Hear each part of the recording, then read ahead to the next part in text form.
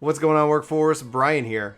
Chris here. Today we're talking about, obviously, the Mr. Happy interview, especially as it relates to Summoner Eggy Glamours.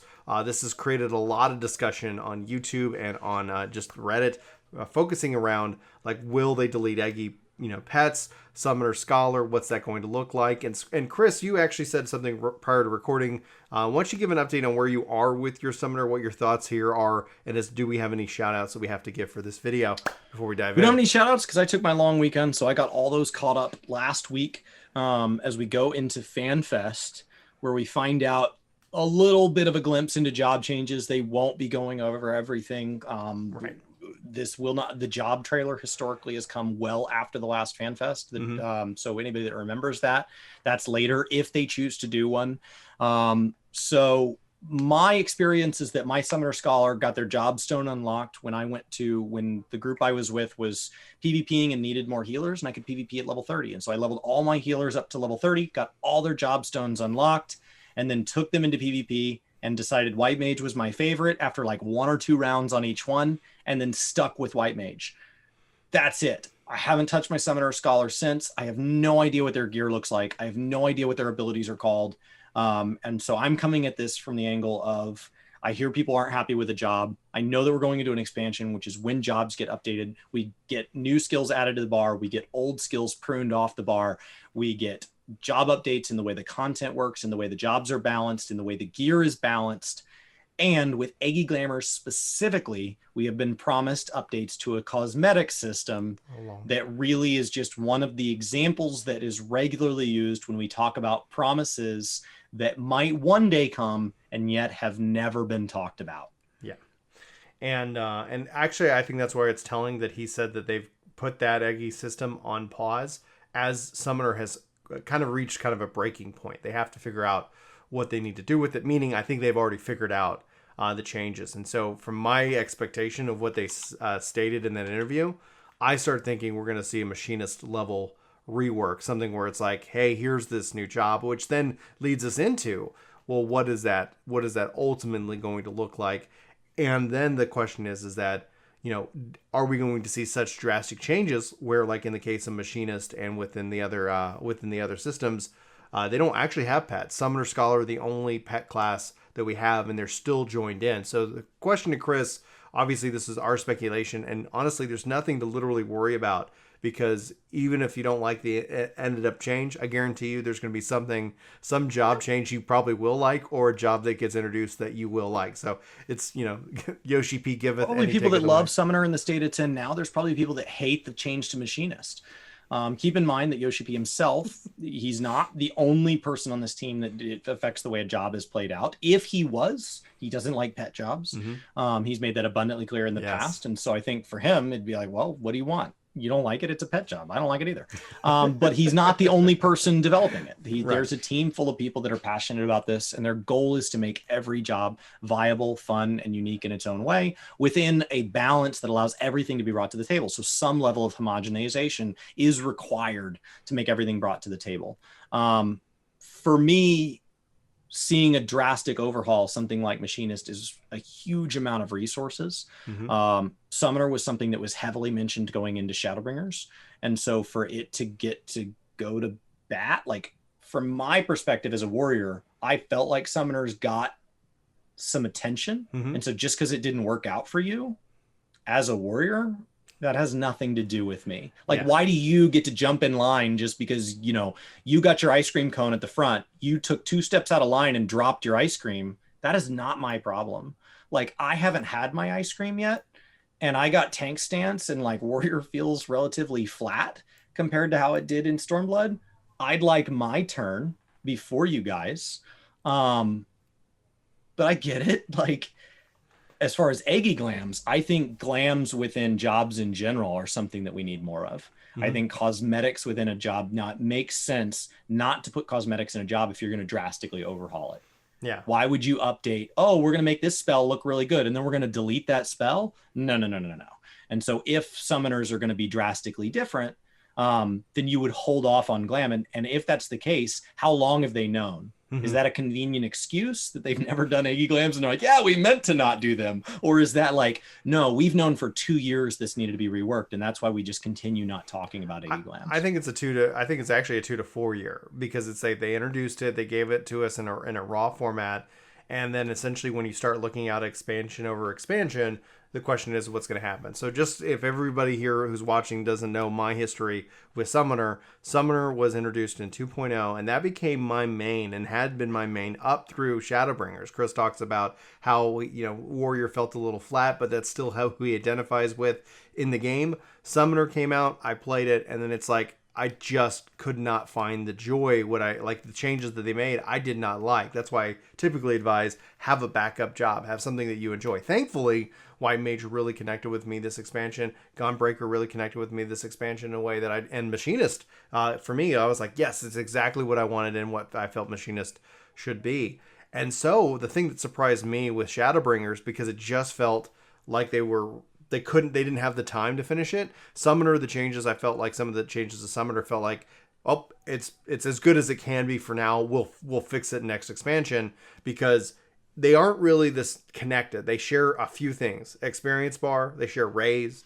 But as overall, if you go look at Scholar really shifted into a job. Like it really shifted into it's the job stone. It does not share what it used to share with the just its base class that it's still connected to. So what do you think the odds are that we're finally going to see them kind of cut the cord between Summoner Scholar? Summoner based off of the Arcanist and Summoner based off Arcanist, and Scholar literally just like a job that we get now that has no base class. So I think role quests are one of the first identifiers they could do that. One of the problems is that if you were to separate them, they still share class quests. So you've got to get far enough removed from class quests that it's okay to effectively start one of those jobs at 30 and then delete its origin. And you've got to be okay with that. Mm-hmm. And for you to be okay with that, we need to be further removed from the class quests than we are. The role quest was the first departure from the class quests. But we still talk about do your class quests. We still talk about I identify with my class quests. There's still people who don't like role quests because they preferred class quests. There's still people who are calling for us to go back to class quests. We've got to be far enough away that that's a distant memory. And so I think at that point, you're talking about a core change to the new player experience, not just with Summoner Scholar, but once you open that box, then it's like, okay, well, why does any job start below their job stone? Why is that? Why do we have any job that, I mean, look at how the healers are balanced below level 30. Mm-hmm. It's really hard to get a healer for a below level 30 dungeon because we don't have options. And Sage, I think, will help fix. No, because you won't have new Sages, new players. 70. Yeah. Because they're going to start at 70. So like you're just. So there's a lot of weird stuff that happens when you talk about the global cooldown being 5 times longer than the big competitor in the room. And when you talk about, having no off the globals introduced, and as we add new abilities, we prune old abilities, but then new players don't have access to those new abilities. So they just get less and less. We've got to be ready to revamp the new player experience before we can separate Summoner Scholar, in my opinion. Because why would you make that change and not swing for something bigger? I think the swinging for something bigger ties into having more time to do that. And Endwalker doesn't feel like the swing for the fences in that regards, where the point where that when we talk about the separation's been happening since 3.0. Like it's been happening as they go expansion to expansion. They've never introduced a new class in since 3.0. They once they did Ninja, which was actually delayed, and they eventually got that finished because it takes a lot of work to get these things done. A lot of work. You're talking years of effort. Then it's like, hey, they're just introducing jobs. Okay, that makes sense because they're going to eventually retire the class system. Whether they do that in Endwalker, I think that'd be kind of radical. But to get into the point where Summoner and Scholar really aren't connected. Like they really aren't connected like they used to be in Stormblood, like they really were in Heaven's Word, like they were causing problems even in 2.0, because in 2.0 you could assign different skills. So at that point, like I think at some point you kind of rip the Band-Aid off. You don't have to do the whole thing like the new player experience. I think that comes with the 7.0 or an 8.0 along those lines, where all of a sudden they're saying level cap's 99. We're either doing a new Genesis, we're either doing a Destiny 2, or we're either doing a WoW. I think those are the three options that long running games are ultimately going to have to choose to which is their which poison is their poison, right? And so I think at the end of the day, it'll be interesting to see overall what happens. And ultimately, I know this is kind of a, we're still keep coming back to the Summoner and the Scholar in this case. Ultimately, like the thing I would say is I don't think they'll delete pets. I think pets are going to change more so than they changed this last expansion. I think there's going to be some radical changes. And at the end of the day, I don't know if it's going to do one of two things. It's either going to have me not really caring about Summoner or Scholar like I did this expansion, and that's just going to continue on, or it's going to bring me back into playing those jobs. Like, the question for me is that will Sage or Scholar be enough to pull me off a White Mage? Will the changes to Summoner be enough to make that take me off a Red Mage? I don't know. As a revamp to a pet class at the time when we were adding farming content to the game, if we are not getting Beastmaster added, I would love for there to be some integration with the way you unlock your summons with meaningful content in some way, instead of just being something that you walk into a plus sign quest and it's yours. I would love to see something that ties into Island Sanctuary. I would love for that to be something where your Aggie and you go through a growth process at least as deep as the companion system or the Chocobo racing system or something like that, where you earn those different glamours. If the Island Sanctuary system is this rewarding experience and I find something I enjoy about it, that's the sort of change that would make me want to level up my Summoner, even if I wasn't going to play it, just so that I could take part. That would be a way of tying that into that content, where almost in like a limited job way, there'd be this cosmetic aspect where it's like, no, I don't have any intention of playing Summoner, but I want mine at Cat because those Eggy Glamour quests look really, really neat. I would love to see something like that. That would be a great way to bring in the beginning of like a masked carnival to target jobs. I think the role quests are the perfect way to spend a lot of time on a story and to develop quests that can ideally teach us how to play our roles in group content. So I think the role quest is the right thing there. And then to add that flavor back for individual jobs, I wouldn't mind them taking 1 or 2 jobs each expansion and highlighting them with a set of challenging one-on-one content that says, hey, here's something for you. That's just meant to be a little goofy and is totally optional. Yeah.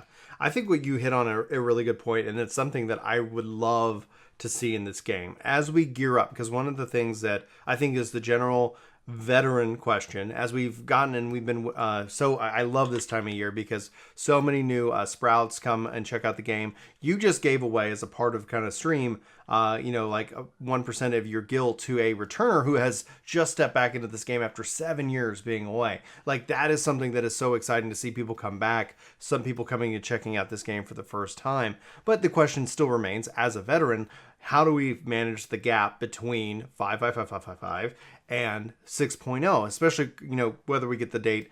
We assume very heavily we're going to get the date this weekend on when we can expect the expansion. But regardless, 3 months, 4 months, 5 months, 6 months, there is going to be a gap because of just that's the way the world works. And how are we going to fill that gap? And honestly, one of the things that would just be so exciting, and this is pie in the sky, not going to happen now, but for the future, when Blue Mage comes up, it's so exciting to see how Blue Mage has become so favorable by the community, how people have really adopted it and have mained it in a way. Like, there's still things they can't do, but imagine if they updated the Blue Mage this midsummer, saying, hey, there's more things you can do as a Blue Mage, or they introduced Beastmaster as a limited job, as a part of just like, here's something that we want to introduce. We decided not to announce it when we told you Ultimate was canceled because we didn't really need that drama, but like, it's something where like that system is so strong to the point where, like you said, with the single player solo content, I wish all jobs had that carnival-esque challenge and then all jobs had a curated experience, what we have in what we call the job system now, and a kind of a sandbox job experience, what we have with the Blue Mage. Like, that in my mind would be the perfect fix for Summoner. Like, yeah, you have your curated Summoner experience. When you go into raids, every Summoner is a Summoner. You're not going to have to sit here and worry about it. It comes down to the skill gap. But you want to go flip a switch on your summoner. Now you better go be farming those summons. Now you got to go earn those. Got to earn those unlocks. And that's going to have a whole different way of playing. And if they were ever to adopt that kind of duality in the battle system, honestly, I think that's really good content to fill in gaps of stuff where it's just you have like random single player challenges or multiplayer challenges that you can do that just breaks the battle system without ruining the raids. Chris, what are your thoughts before we wrap up this I mean, video? it's what the hunt log did, right? And so Yep. it's not, we're not pulling this out of some other game or totally out of left field. It's what the hunt log did. It's what Masked Carnival does. It's what Palace of the Dead solo can do. And they can act as purely cosmetic systems. They don't need to be something balanced around use of a particular skill, where now if that skill ever gets pruned, it's like, oh, well, that quest is now dumb. And so like separating it in a way where it can be a little more timeless, where it can be something that kind of moves on into future expansions, and you can update it, just like they're talking about potentially adding more floors to deep dungeons. You could add more to it, just like you can add more to the Masked Carnival. You can say, hey, we want to add a new glamour. Well, let's just go back and add it to Island Sanctuary or wherever that's locked. And so I would love to see it turn into a piece of content. They spend so much time updating glamours and so much time updating UI and all these things in this game that, like, one of the things that bums me out is when we get new glamour dresser space after the 400. I kind of hope that's something we unlock. Like, this is a game about content. It's a game about stuff to do. It's a game about where I pay for access to this park. And so turning something into a bit of a spectacle is kind of nice beyond a certain level.